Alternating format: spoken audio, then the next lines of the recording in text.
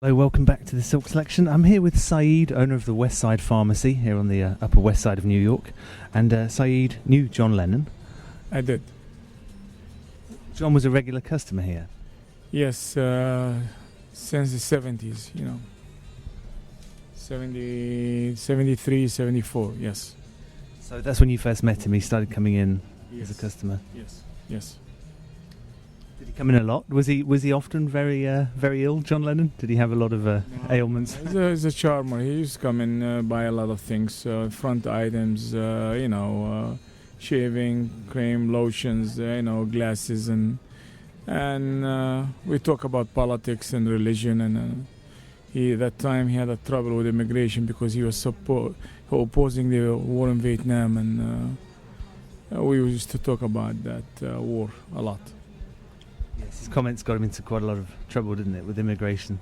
Yeah. Do you know what he was doing with his time when he was not making music for a lot of the 70s? He had a house in the country in Hamptons, and he used to go over there when Sean was little. And he always was busy, He was walking the parks. So he always busy. He was always busy. Yeah. Was he friendly? Did he come across as a good Very, person? very friendly, very, very. And funny? Yes, he was always have a humor, Never smile on his face. Could see it every time. I've heard, was he ever talking about leaving New York? I've heard that in the old, later days he was Not talking really. about... He was in love with New York. New York was part of his life. New York was his life. He used to take his daily walk every day from the Dakota to the cafe, passing by here in front of the farms. He used to say good morning, waving, and going have his coffee on the corner. So I have no idea. He never said things like that. No, I thought not. What was he doing here of day to day? Was he... So, do you think he would still be here today if he was still alive? He'd still be living in New York, still be living in Dakota? If it's a conditional, but all of us have to meet our fate or meet our Lord. And it was as we look at it, his life was cut short, but actually that's his life, and he lived a full life. And he's not with us now, but look at his memory. It's still with us. There are a lot of people in this world are alive, but you don't hear anything about them, and he's dead, and you and me still talking about him. I just came through Central Park. There was a crowd of 30 people stood around the strawberry fields. It's still every year in his birthday, and it doesn't seem to get less, the impact of Lennon. really, because people discovered his genuity and his how he was good in his music and his personal life, and people love it. People appreciate it, and especially when the new generation, when they feel like they got lost between the war and what's going on in the world and globalization. So they go back to the root, and they found that John wasn't only a musician, was a leader in a lot of aspects in life. I just do 2 more questions. What do you think John would make of the world today?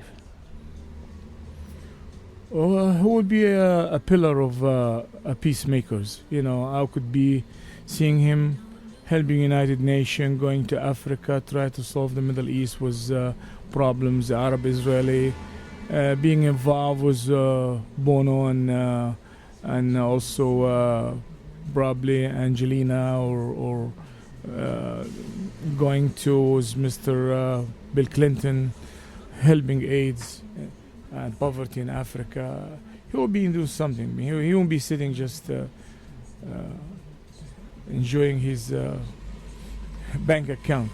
I know he will be doing, because he never cared about money. Will be looking for humanity and doing something for the suffering of the world. I wonder if he'd still be making good music. Well, he always look at Paul McCartney, still make music. He's still making very good music. I like Paul McCartney a lot. Still, and they were friends, and both of them are talented people. They're gifted. So I'll just finish. What do you think of when you think of John Lennon? What is your overriding thought?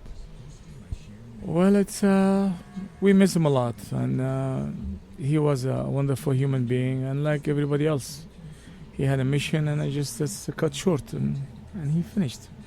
And You're just glad to have known him, I'm sure. I'm not glad. I was lucky and blessed, because he was always, whenever you had a conversation with him, you get enlightened and enriched with his philosophy.